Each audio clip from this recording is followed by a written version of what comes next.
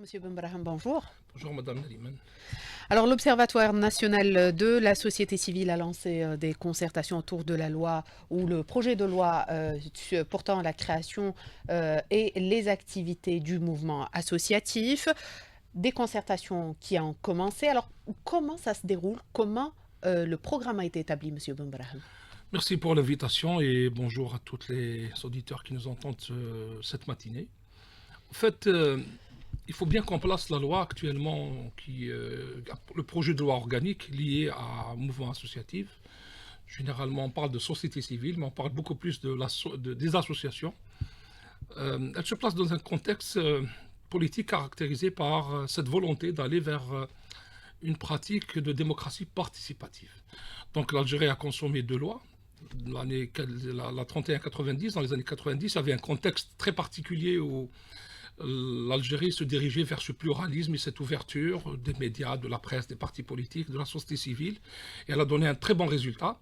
Malheureusement, les années 90, caractérisées par le terrorisme violent, ont parasité cette évolution de la société civile et elle a joué un très grand rôle.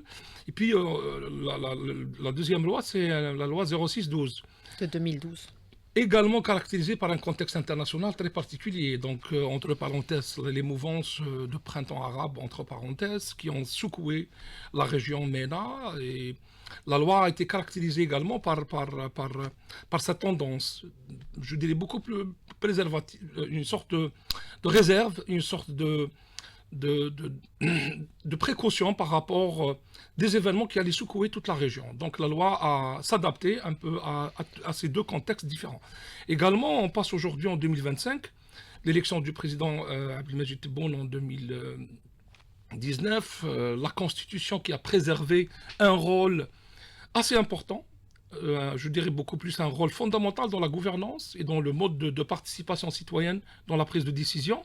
Donc beaucoup plus une volonté politique avec une vision, liée également avec un dispositif réglementaire. Et la Constitution a bien réservé des articles, je dirais beaucoup plus très consistants en matière d'acquis de travail de la société civile, en matière de liberté individuelle et collective et la liberté d'organiser des associations et la création des associations. Donc aujourd'hui, on se retrouve avec un produit lié également à cet enchaînement et à ce contexte national et international pour justement donner un rôle et une dynamique assez importante à la société civile. Aujourd'hui, on se retrouve avec ce projet de loi organique où l'Observatoire a reçu, ça fait quelques semaines, ce projet, cette mouture de ce projet qui a été préparé justement pour le soumettre à l'APN, à l'Assemblée populaire nationale et au Sénat, pour qu'il soit une loi. Elle est beaucoup plus une loi qui s'adapte par rapport à certaines remarques liées au travail et la création des associations, par rapport à l'article 53 de la Constitution, qui stipule l'esprit déclaratif. Et également, on est en train de discuter sur les modalités qui sont intégrées dans cette loi. Également, il y a d'autres axes, le financement des associations, le travail international des associations algériennes, nationales à l'étranger, les ONG en Algérie, il y a pas mal de questions qui sont vraiment très importantes par rapport à cette orientation. L'Observatoire a lancé une large consultation. Donc le nombre des membres de l'Observatoire sont 43, donc on a estimé que ce n'est pas une histoire de collecter des informations, des analyses ou même de l'expertise très limitée, mais on a voulu l'implication et réaliser cette approche de démocratie participative avec un large parterre de participation. Donc nous avons commencé par le lancement d'un lien sur notre plateforme de l'Observatoire pour recevoir les projets, les visions, les activités, les amendements, les idées de tout acteur de la société civile. Et c'est ouvert jusqu'au 30 de ce mois. Et également, nous avons commencé des concertations en présentiel, qui a touché hier 56 wilayas, et demain on va continuer cette consultation au niveau de la wilaya d'Oran pour regrouper Oran et Tmouchent.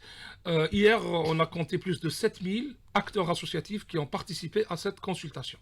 Donc on fait la proposition des lois et on écoute la réalité des associations, leurs perspectives, les obstacles, leurs visions, comment ils sont en train de percevoir cet exercice durant toutes ces années et quelles sont leurs visions. Donc on veut que ce travail, tout d'abord, il implique les citoyens à travers la société civile pour donner leur avis et également développer cet outil je dirais beaucoup plus juridique, qui est la loi, pour justement faciliter cette dynamique de la société civile. Tout d'abord, la liberté et la préservation de cette liberté. Donc, individuelle et collective, création des associations qui sont dans la Constitution, mais comment que la loi organique va les traduire pour faciliter justement cette dynamique d'adhésion des citoyens comme acteurs dans la société civile.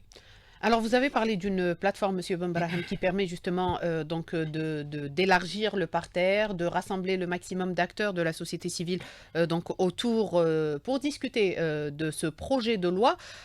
Comment ça se passe? Est-ce qu'aujourd'hui, il y a des associations qui viennent vers vous? Ceux qui n'ont pas assisté aux consultations directes, est-ce qu'elles peuvent soumettre des propositions? Actuellement, il y a sur notre plateforme digitale de l'Observatoire, il y a énormément de propositions qu'on est en train de recevoir avec nos équipes qui sont en train de collecter toutes ces informations, toutes ces propositions, tous ces projets également. Il y a même des projets composés de plusieurs articles. Le mardi, on va installer un comité d'experts et de juristes qui va collecter toutes ces informations avec bien sûr la présence des membres de l'Observatoire pour justement définir quelles sont les priorités dans toutes ces visions. Parce que quelque part, on doit harmoniser cette demande, ce plaidoyer de la société civile et cette interactivité avec cette nouvelle loi. Parce qu'auparavant, il n'y avait pas cette concertation large, directe dans les wilayas.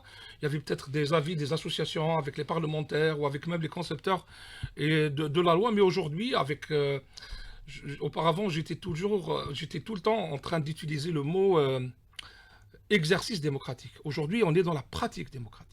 Donc cette pratique, réellement, il y a des chiffres, il y a des personnes, il y a un plaidoyer, il y a également une attente. Donc pour nous, ce plaidoyer et cette attente et cette capacité de l'Observatoire de mobiliser la société civile, justement, c'est de créer cet impact positif dans le changement de certains articles de loi pour justement donner ancrage à la loi et l'adoption de la loi par les acteurs de la société civile. La loi, elle ne vient pas en tant qu'obstacle. Elle vient en tant qu'élément qui motive la société civile, où on enlève tous les obstacles, mais beaucoup plus la société civile, avec cette construction équilibrée de cette loi, devront être, c'est comme quelqu'un qui surfe ou quelqu'un qui a un tableau de bord pour démarrer sa trajectoire. Il doit bien sûr trouver toujours cet équilibre entre liberté d'organisation et également respect des lois et également respect je dirais beaucoup plus de cette confiance citoyenne qui devrait être, avec ce mandat de représentativité de la société civile, refléter les attentes des citoyens par rapport à la création de ces associations.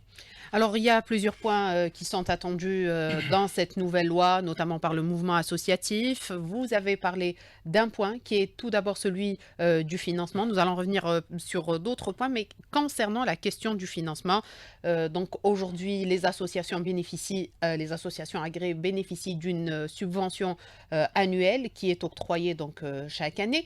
On passe dans la proposition aujourd'hui.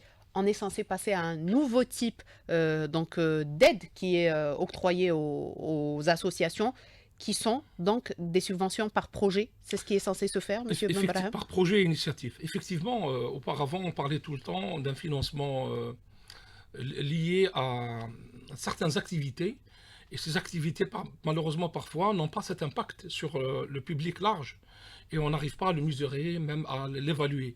Aujourd'hui, le mode de financement est en train de changer, justement pour dynamiser le travail de la société civile, où elle peut avoir une activité économique avec un impact social.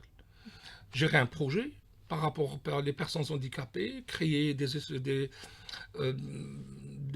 petites coopératives, des mutuelles qui peuvent réellement intégrer sur le côté économique certains besoins des acteurs de la société civile et avoir un impact par rapport aux adhérents. Donc ça, c'est un nouveau mode de financement, je dirais beaucoup plus, qui va donner ce dynamisme, il va libérer, il va donner cette autonomie en matière de finances et en matière de gestion des finances des associations. Également, je pense que à travers tous les pays du monde entier, la société civile aujourd'hui est financée par des projets. Il y a des fondations au niveau mondial, il y a des organismes qui financent, mais il y a toujours cet aspect et cette approche projet qui change carrément le mode de gouvernance des associations en interne et en externe. Et je pense que c'est un élément fondamental, mais il faudra qu'on continue notre plaidoyer en tant qu'observatoire, parce que placer cet élément juste avec une réponse technique par rapport aux sources de financement n'est pas suffisant. Pour nous, il faudra qu'on arrive si vous voulez, à construire ou à bâtir cette voie qui est l'économie sociale solidaire et qui devra être accompagnée par une loi. l'ESS, une loi qui peut permettre à toute association d'activer, d'exercer une activité économique, dans les métiers, le tourisme, le côté traditionnel. Donc il y a pas mal de les services. Mhm. Il y a énormément d'activités que la société civile peut générer à travers cette activité économique, dans l'économie sociale et solidaire, avec un impact social. Et je pense que c'est un élément qui va motiver un large public de la société civile, parce qu'aujourd'hui, on parle de 141 000 associations. Donc ça ne sera pas possible un financement de 141 000 associations avec les finances publiques. Mais il faudra qu'on trouve d'autres modalités pour justement avoir un impact social beaucoup plus large, qui réalise la cohésion sociale dans le pays et qui donne intégration à toutes les catégories de population. Là, puisqu'on parle carrément de projets économiques qui doivent être portés par le mouvement associatif, l'impératif de la formation s'impose, Monsieur Benbrahim. Tout à fait, je suis entièrement d'accord avec vous, parce qu'on lance actuellement de nouveaux concepts. On parle de partenariat, de gouvernance locale, de gestion de projets. Je pense que le renforcement des compétences est nécessaire. L'Observatoire a lancé une plateforme dédiée à la formation qui s'appelle Kafa'at Plus, donc Compétences Plus, mais ce n'est pas suffisant. Donc pour nous, on a lancé également la formation de 200 associations par wilaya pour atteindre l'année 2025 12 000 associations, mais je dirais également que ce n'est pas suffisant parce que la demande est supérieure. Après l'étude que nous avons lancée avec le CREAD, 75% des associations questionnées sur 5 000 disent qu'ils n'ont jamais bénéficié de formation. Donc là, on a une claire demande, visiblement, je dirais, beaucoup plus en matière d'attente de la société civile pour un accompagnement en matière de formation. Et ça sera l'offre de l'Observatoire pour justement préparer le mind, le thinking des associations pour justement être outillés de cette nouvelle loi et ces dynamiques nationales qui s'adaptent avec... je dirais beaucoup plus les standards au niveau international pour justement créer ce dynamisme et ces changements dans l'activité associative en Algérie. C'est pris en charge par ce projet de loi ou par ce brouillon qui est soumis aujourd'hui aux associations. Le projet de loi est en phase de concertation avec les parlementaires, avec l'Observatoire, avec la société civile. Mais je peux dire qu'une fois adopté, il nous faut également cet environnement qui doit accompagner la société civile. Parce que la loi, c'est des outils qui organisent le corps de la société civile. Sa vie interne, ses relations avec le gouvernement, avec la société, avec les médias au niveau international, les financements, les mesures disciplinaires internes, etc. Donc tout ça, c'est pratiquement le côté interne de l'abdomen. Administratif, voilà. Mais beaucoup plus, le côté fonctionnel, c'est l'environnement qui doit motiver la société civile. Comment pratiquer la citoyenneté, comment renforcer cette notion de lien des Algériens à travers la cohésion sociale, renforcer notre appartenance, défendre notre mémoire et la promouvoir à travers nos jeunes et les futures générations. Donc il y a énormément de travail à injecter dans cet environnement d'accompagnement qui doit être un environnement de motivation, d'encouragement et de promotion du travail de la société civile. Monsieur Benbrahim, donc la question du financement, il en est question dans ce projet de loi. On parle également du financement à l'international. Aujourd'hui, les associations, le mouvement associatif algérien bénéficie très rarement des financements existants sur la scène internationale, notamment quand je cite la question de l'environnement. Qu'est-ce qui pose problème? Est-ce que la loi prend en charge justement cet aspect lié au financement à l'international? Sincèrement, je pense que la décision sur cet axe stratégique est liée beaucoup plus sur les contextes que nous avons vécus en Algérie. Donc nous avons vécu les années 90, il y avait toujours cette forme d'ingérence et parfois, entre parenthèses, très peu d'utilisation en matière d'association ou d'utilisation de société civile par rapport à certaines formes d'ingérence. Donc ça a donné quelque part une sorte de sensibilité par rapport à cette approche. Aujourd'hui, alhamdoulilah, nous avons dépassé les années 90. L'Algérie est en train de s'ouvrir avec une nouvelle vision stratégique, avec une nouvelle approche. Elle développe l'amitié avec tous les pays du monde entier, sauf ceux qu'on ne partage pas avec eux les mêmes valeurs, avec les peuples également, avec les organisations de la société civile.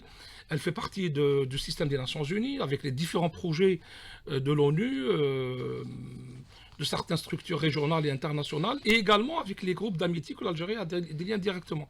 Donc, plus de 18 articles aujourd'hui dans cette nouvelle loi donnent espace à la création de travail des associations d'amitié et d'échange avec les étrangers, carrément créés en Algérie par rapport des sièges, des associations, à l'image des associations algériennes, et qui peuvent motivés à travers un travail directement par rapport aux statuts de ces associations, et également les ONG internationales. Donc là, la loi prévoit l'ouverture de bureaux pour les associations des ONG internationales.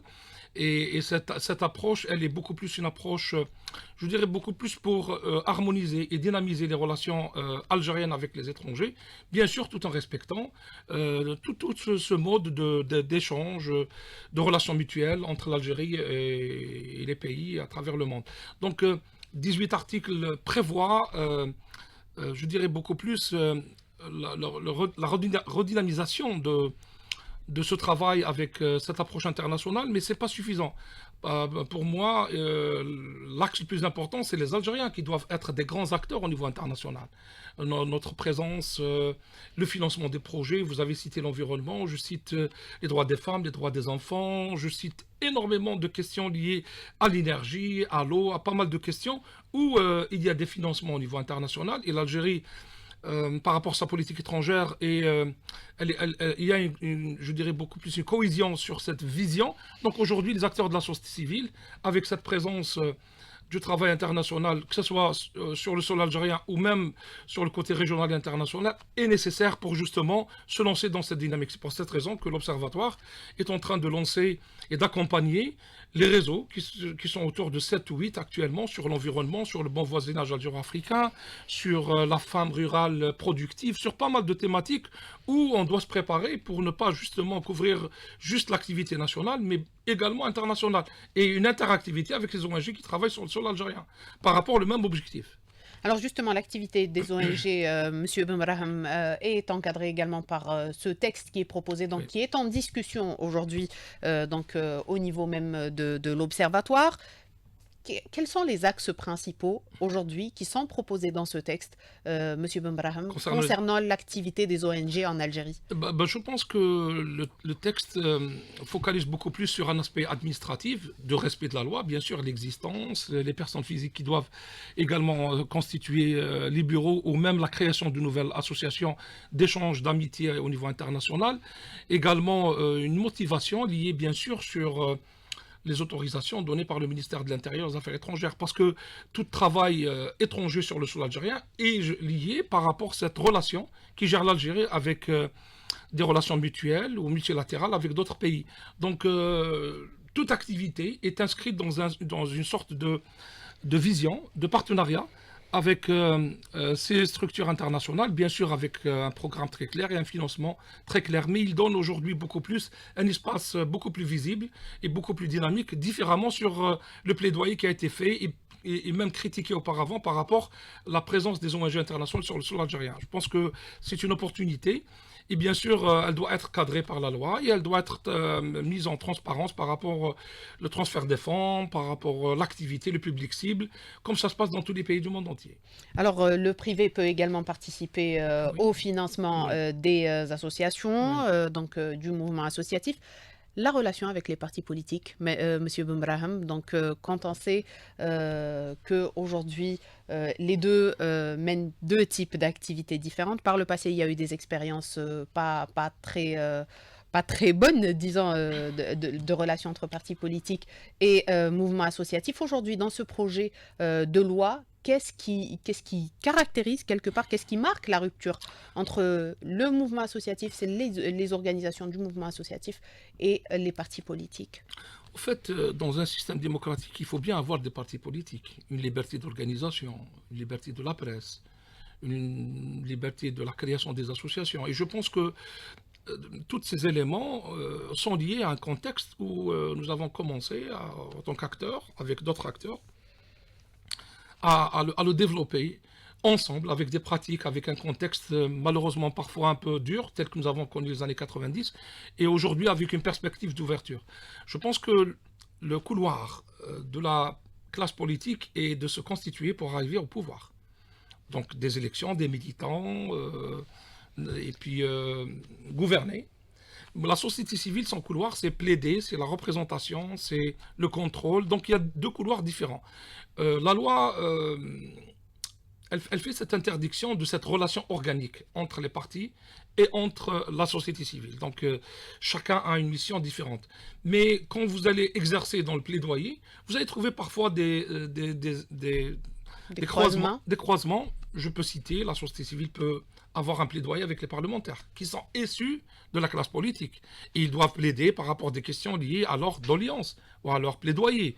Et là, cette interactivité, parfois, elle n'est pas trop, je dirais, beaucoup plus partisane, elle est beaucoup plus institutionnelle, mais elle est le résultat des partis politiques.